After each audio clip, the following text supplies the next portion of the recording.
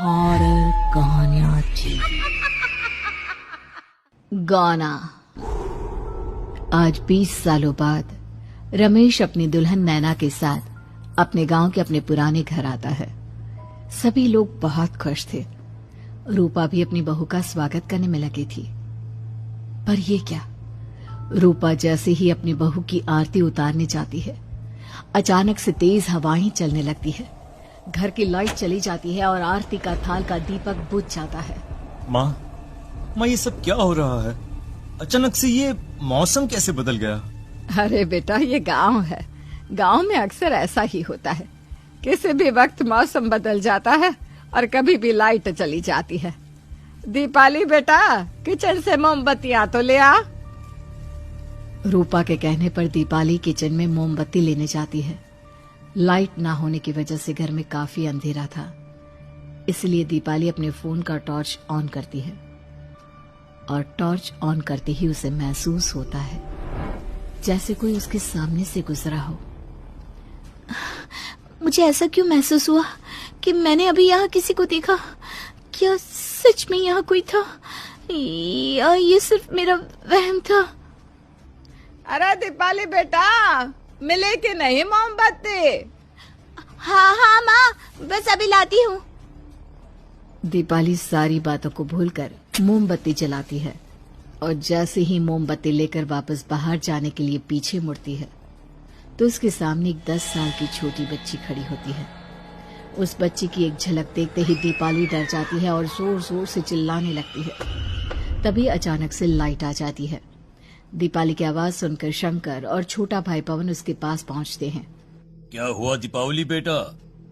पापा, मैंने किसी को देखा।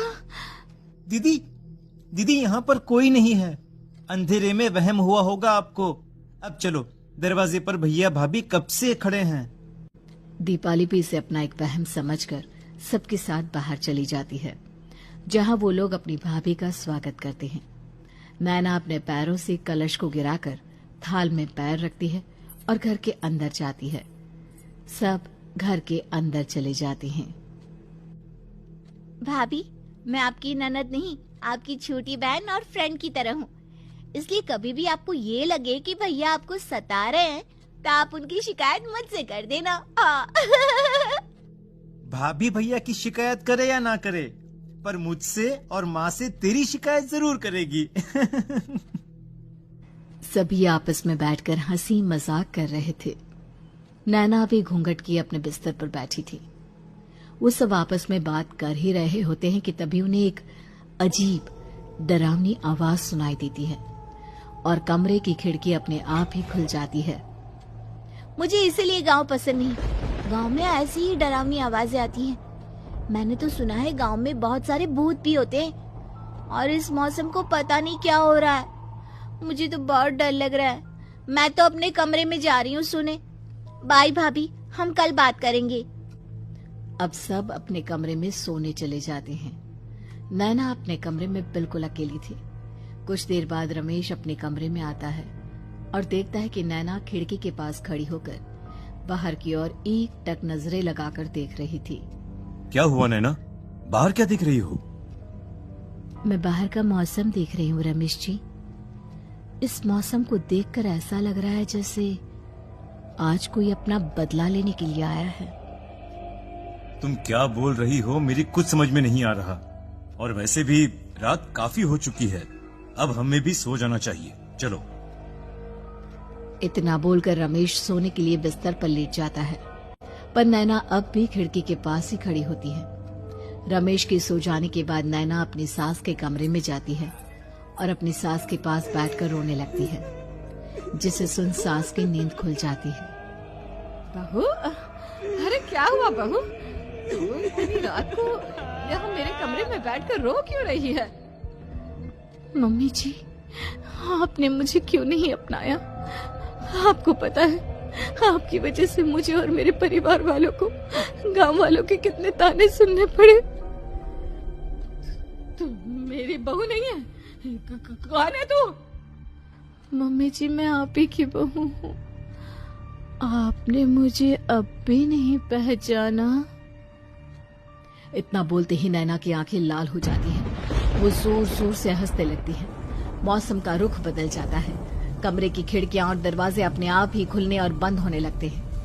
देखते ही देखते नैना हवा में उड़ने लगती है और वो अपनी आंखों के इशारे से अपनी सास को भी हवा में लटका देती है। तेरी वजह से मुझे और मेरे घर वालों को ताने सुनने पड़े। तुमने जो जवाब दिया है, तुझे उस पाप की सजा मिलेगी और अब तेरी इस गलती की सजा तेरा पूरा परिवार भुगतेगा। इस तरह से नैना बड़ी ही बेरहमी से अपनी सास को मार डालती है और आराम से अपने कमरे में जाकर सो जाती है।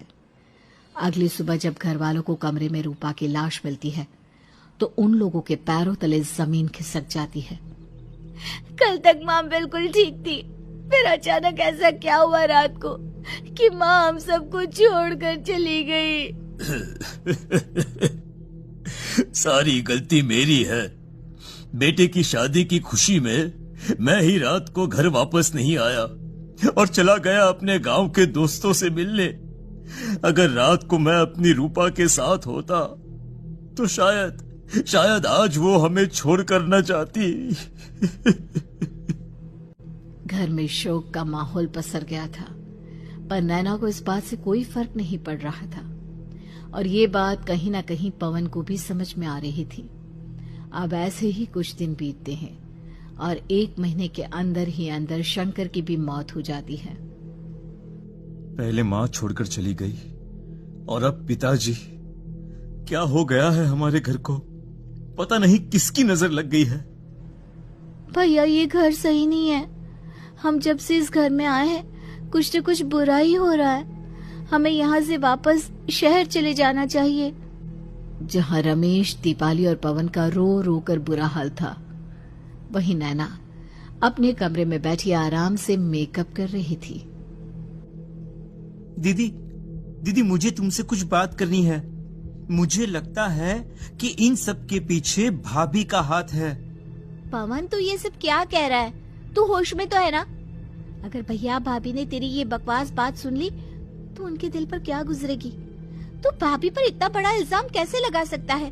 दीदी आप खुद ही देख लो ना, हम जब से इस घर में आए हैं सब कुछ बदल गया है। शादी से पहले नैना भाभी ऐसी बिल्कुल नहीं थी, पर अब वो किसी से बात नहीं करती, ज्यादातर अकेले अपने कमरे में ही रहती है और कभी उनसे बात करो भी तो न जाने कैसी अजीबोगरीब तरह की बातें करने लगती हैं। तू पागल हो गया है? आप समझती क्यों नहीं है दीदी?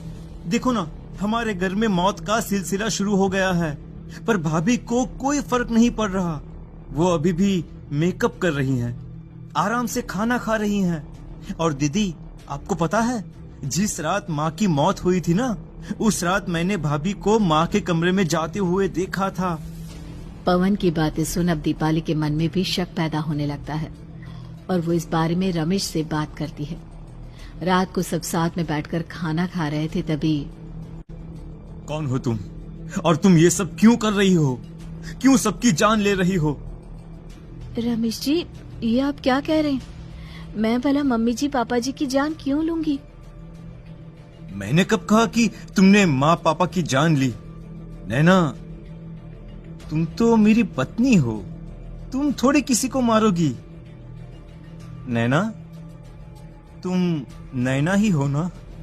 रमेश की ये बात सुनते ही नैना खाना छोड़कर गुस्से में सबको देखने लगती है।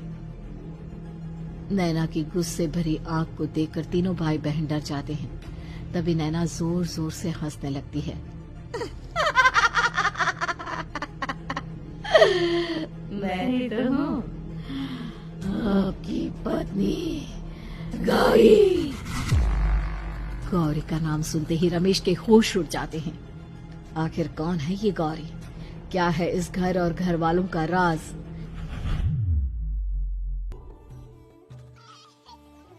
हमारे दोनों बच्चे एक साथ कितने अच्छे लग रहे हैं ना? हाँ, कितने अच्छे दोस्त हैं दोनों। बस बड़े होने के बाद भी इनकी ये दोस्ती बनी रहे तो बच्चे कितने खुश रहेंगे। मैं क्या सोच रहा था कि क्यों ना हम अपनी दोस्ती को रिश्तेदारी में बदल दें। मैं अपने बेटे रमेश की शादी तेरी बेटी गौरी से करना चाहता हूँ। इस तरह हमारे बच्चे भी हमेशा साथ रहेंगे और हमारी दोस्ती भी रिश्तेदारी में बदल जाएगी।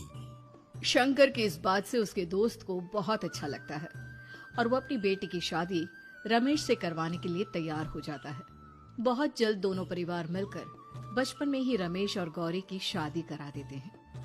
अरे शंकर, अपने बच्चों की शादी करवा कर हमने अपनी दोस्ती को रिश्तेदारी में बदल तो लिया, पर मैं चाहता हूँ कि अपनी गौरी का गौना 2 साल बाद करूं, ताकि वो थोड़ी समझदार हो जाए।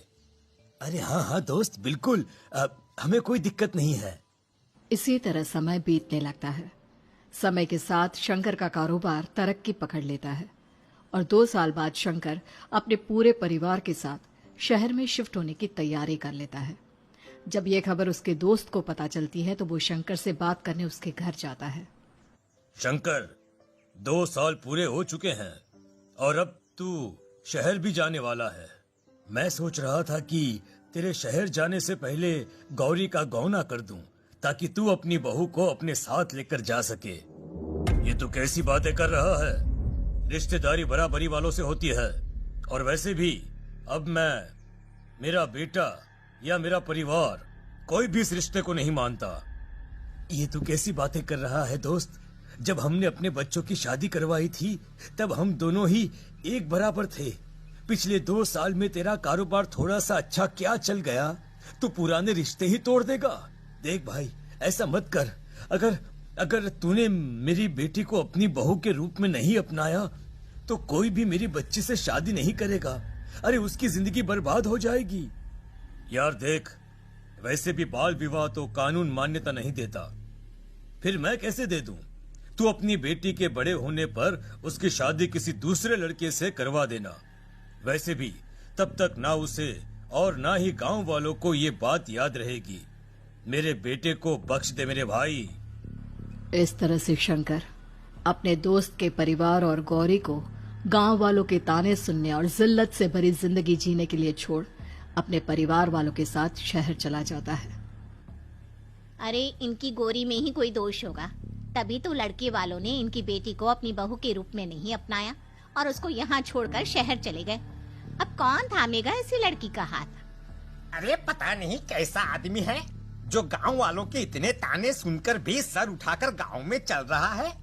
अरे अगर मेरी बेटी के साथ ऐसा हुआ होता ना तो मैं तो शर्म के मारे मर ही जाता। हाँ, दिन रात लोगों की नजरों में अपने लिए ग्रहण देख और सबके ताने सुन सुन अब गौरी के पिता हिम्मत हारने लगते हैं और एक रात गौरी के माता पिता खुदकुशी कर लेते हैं।